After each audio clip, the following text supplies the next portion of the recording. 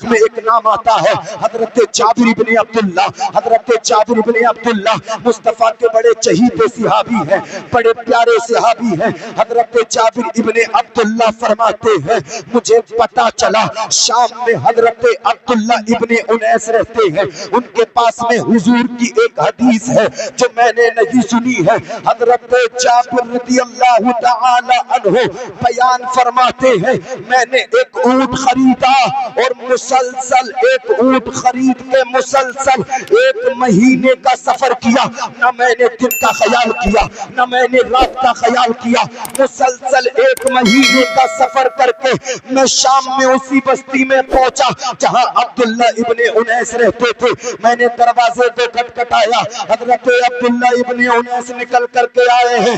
فرماتے ہیں کون ہو؟ حضرت جابر کہتے ہیں میں جابر ابن عبداللہ ہوں, مدینے سے چل کر کے آیا ہوں اور 1 مہینے کی لمبی مسافت طے کر کے آیا ہوں. نہ میں نے دن کو دن دیکھا ہے نہ میں نے رات کو رات دیکھی ہے. اللہ اللہ. حضرت عبداللہ ابن انیس کہتے ہیں کس وجہ سے آئے ہو؟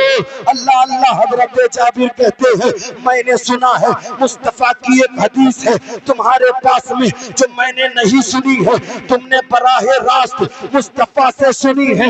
حضرت عبداللہ ابن انیس کہتے ہیں ہاں ہاں حضور کی میرے پاس ایک حدیث ہے. یہ صحابہ کا جذبہ تھا حدیث سیکھنے کا. اللہ اللہ. انہوں نے تکلیفوں کو برداشت کیا, مصیبتوں کو اٹھایا, لیکن مصطفیٰ کی احادیث کا علم سیکھا. آج دیکھیں ہمارے گھروں میں قرآن طاقوں میں ہے, مصطفیٰ کی احادیث سے دور ہے اور ہم نعرے لگا رہے ہیں ہم برباد ہو گئے, ہم برباد ہو گئے, ہم کہیں کے نہیں رہے, ہمارا کام نہیں چلتا, ہماری طبیعت خراب رہتی ہے, ہم بڑے پریشان ہیں. کیا کریں کیا کریں؟ یاد رکھنا جب تک قرآن کے علوم سے دور رہو گے, مصطفیٰ کی شریعت سے دور رہو گے, در بدر کی ٹھوکریں کھاتے رہو گے, نہ تمہیں گھر میں چین ملے گا, نہ تمہیں باہر سکون ملے گا, نہ تمہیں قرار ملے گا, نہ تمہیں اطمینان ملے گا, نہ تمہیں سکون ملے گا. اگر سکون چاہتے ہو تو قرآن پڑھنا شروع کر دو, اگر سکون چاہتے ہو مصطفیٰ کی حدیثیں پڑھنا شروع کر دو, اگر سکون چاہتے ہو مصطفیٰ کی حدیثوں پر عمل کرنا شروع کر دو. صحابہ کا یہ طریقہ تھا, اگر پتہ چل جائے مصطفیٰ کی حدیث ہے لیکن 1 مہینے کا سفر کرنا پڑے گا تو 1 مہینے کا سفر کر کے مصطفیٰ کی حدیث کا علم حاصل کیا کرتے تھے اور زمانے والوں کو بتاتے تھے. پھر کے گلی گلی تباہ, ٹھوکریں سب کی کھائے کیوں, دل کو جو عقل دے خدا تیری گلی سے جائے کیوں, جان ہے عشق مصطفیٰ روز فضو کرے خدا, جس کو ہو درد کا مزہ نازے دبا اٹھائے کیوں. سبحان اللہ سبحان اللہ. نعرہ تکبیر, نعرہ رسالت, جشن دستار بندی. خطبہ حجت الوداع جو عالمی منشور ہے قیامت تک کے لیے, اس کے نکات میں سے ایک نقطہ یہ بھی ہے کسی عربی کو کسی عجمی پر کوئی فضیلت نہیں ہے. عربی یا عجمی ہونے کی بنیاد پر کسی گورے کو کسی کالے پر کوئی فضیلت نہیں ہے. گورا یا کالا ہونے کی بنیاد پر گویا کہ محمود و ایاز کے فرق کو مٹایا گیا, آقا اور غلام کے فرق کو ختم کیا گیا, برادریوں کی اونچ اور نیچ کے تصورات باطل کو قدموں تلے رون دیا گیا. اسی طریقے سے عرب و عجم کے وہ اونچ اور نیچ کے تصورات و تخیلات کو باطل قرار دیا گیا. اللہ اللہ. توجہ کریے گا گریر کے زندہ دل سنی مسلمانوں, وہ مذہب اسلام جو سب کو ایک رسی میں پیرونے آیا تھا, ایک پلیٹ فارم ایسا آیا کہ اس مذہب اسلام نے بھی انسان کو کسی انسان پر فوقیت کا اعلان فرما دیا. گورے اور کالے ہونے کی بنیاد پر کوئی فرق نہیں, عربی اور عجمی ہونے کی بنیاد پر کوئی فرق نہیں, امیر اور غریب ہونے کی بنیاد پر کوئی فرق نہیں. تو پھر کس بنیاد پر فرق ہے؟ تو رب کا قرآن فرماتا ہے وہ قرآن جس کی نہ زیر پر نہ زبر پر نہ پیش پر کوئی شک و شبہ کرنے کی گنجائش ہے, وہ قرآن جو ہدی للناس ہے, وہ قرآن جو انسانوں کی ہدایت کے لیے اللہ تعالی نے 23 سال کی مدت میں محمد رسول اللہ صلی اللہ علیہ وسلم پر نازل فرمایا ہے. وہ قرآن فرماتا ہے قل هل يستوي الذين يعلمون والذين لا يعلمون. محبوب آپ فرمائے آپ کی وجہ سے گورے اور کالے کے فرق کو ختم کیا گیا, آپ کی وجہ سے برادریوں کی اونچ اور نیچ کو ختم کیا گیا, آپ کی وجہ سے محمود و ایاز کے فرق کو مٹا دیا گیا. محبوب آپ فرمائیں یہ بات بھی ذہن میں رکھیے گا, قل کہہ کر کے جب جب قرآن مصطفیٰ جان رحمت سے مخاطب ہوتا ہے, مصطفیٰ جان رحمت کے انداز تکلم کا بھی پتہ چلتا ہے, انداز تکلم کی حیثیت کا بھی جو ہمیں معلوم ہوتا ہے. اور قل کے اس راز کو اعلیٰ حضرت کے بھائی استاد زمن علامہ حسن یوں تحریر فرماتے ہیں, قل کہہ کے اپنی بات بھی رب نے قل کہہ کے اپنی بات بھی منہ سے تیرے سنی, اللہ کو ہے اتنی تیری گفتگو پسند.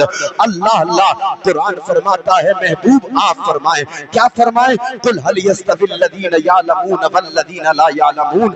آپ فرمائیں پڑھے لکھے اور بغیر پڑھے دونوں برابر نہیں ہو سکتے, ایجوکیشن اور غیر ایجوکیشن والے لوگ برابر نہیں ہو سکتے, تعلیم یافتہ اور غیر تعلیم لوگ برابر نہیں ہو سکتے. جو علم والے ہیں ان کا رتبہ بہت بلند ہے, جو علم والے ہیں ان کی شان بہت اونچی ہے, اور کیوں نہ ہو علم ہی کے ذریعے انسان اللہ کی وحدانیت کو پہچانتا ہے, علم ہی کے ذریعے انسان مصطفیٰ جان رحمت صلی اللہ علیہ وسلم کی رسالت کا اقرار کرتا ہے, علم ہی کے ذریعے انسان قرآن کے علوم کو سیکھتا ہے, علم ہی کے ذریعے انسان مصطفیٰ جان رحمت کی احادیث کے علوم کو سیکھتا ہے, علم ہی کے ذریعے سے انسان کو سلیقہ زندگی آتا ہے, طریقہ بندگی آتا ہے, علم ہی کے ذریعے انسان بدعتوں کو پہچانتا ہے, علم ہی کے ذریعے انسان ناسبیت کو پہچانتا ہے, علم ہی کے ذریعے انسان خارجیت کو پہچانتا ہے, علم ہی کے ذریعے انسان جو علم شیعیت کو پہچانتا ہے. اگر انسان کے پاس میں علم نہ ہوگا تو انسان کسی کے بھی دھوکے میں آ سکتا ہے, کسی کا بھی شکار ہو سکتا ہے. آج پلیٹ فارم پر لوگ اپنی اپنی دکانیں کھول کر کے بیٹھے ہیں, جس کی جتنی چرب زبانی ہے لوگ اس سے اتنا ہی متاثر ہو رہے ہیں. کوئی کسی کے آنسو کو دیکھ کر کے متاثر ہو رہا ہے, کوئی کسی کی زبان سے متاثر ہو رہا ہے, کوئی کسی کے انداز تکلم سے متاثر ہو رہا ہے. وجہ کیا ہے؟ علم نہیں ہے. اس وجہ سے انسان کسی کے بھی دھوکے میں آ کر کے اپنے ایمان کا سودا کر لیتا ہے. نادانوں علم سیکھنے کی ضرورت ہے. جب تک علم نہیں سیکھو گے اچھائی اور برائی کو پہچان نہیں سکتے, اس لیے علم کو سیکھنا بہت زیادہ ضروری ہے. جب تم علم کے راستے میں نکل جاؤ گے سمندر میں رہنے والی مچھلیاں تمہارے لیے دعا کریں گی. جب تم علم کے راستے میں نکل جاؤ گی جب تم علم کے راستے میں نکل جاؤ گے چیٹیاں اپنے بلوں میں تمہارے لیے دعا کریں گی. جب تم علم کے راستے میں نکلو گے فرشتے اپنے پروں کو تمہارے قدموں میں بچھا دیں گے. جب تم علم کے راستے میں نکل جاؤ گے مصطفیٰ فرماتے ہیں جب کوئی علم کی تلاش میں نکلتا ہے تو جنت اس کی تلاش میں نکلتی ہے. جب کوئی علم کو تلاش کرتا ہے تو جنت اسے تلاش کرتی ہے. جب کوئی علم کو تلاش کرتا ہے تو جنت اسے تلاش کرتی ہے. لیکن آج سروے کریں آپ سروے کریں گے مسلم بستیوں کا تو آپ کو پتا چلے گا مسلم بستیوں میں جہاں جہاں پہلے لائبریریاں پائی جاتی تھی وہاں سے لائبریریاں ختم ہو گئی ہیں. جہاں جہاں پہلے کتب خانے پائے جاتے تھے وہاں سے کتب خانے ختم ہو گئے. جہاں جہاں پہلے اسلامی کتابوں کی دکانیں پائی جاتی تھی وہ اسلامی کتابوں کی دکانیں ختم ہو گئی ہے. آج چکن بریانی کے جو ٹھیلے جو چکن فرائی کی دکانیں کھل گئی ہیں, کباب قیمے کی کچوری اللہ اللہ چائے کی دکانیں کینٹینیں کھل گئی ہیں. اور مسلمان کا سب سے بڑا المیہ آج یہ ہو گیا ہے چکن فرائی کھائیے پیٹ کو بڑھائیے اور اسلام سے دور رہیے, قرآن کے علوم سے دور رہیے, مصطفیٰ کی شریعت کے علوم سے دور رہیے. پوری ایمانداری سے بتانا جب تک ہماری یہ فکر رہے گی ہم کیسے کامیاب ہو سکتے ہیں؟ جب تک ہمارا جو یہ خیال رہے گا ہم کیسے کامیاب ہو سکتے ہیں؟ نہیں ہو سکتے جب تک ہمارے دل میں قرآن کے علوم سیکھنے کا جذبہ پیدا نہیں ہوگا، جب تک ہمارے دل میں مصطفیٰ کی احادیث سیکھنے کا جذبہ پیدا نہیں ہوگا، جب تک ہم کامیاب نہیں ہو سکتے۔ آؤ احادیث کے علوم کی بات آئی تو میں آپ کو بتاتا ہوا چلوں، تاریخ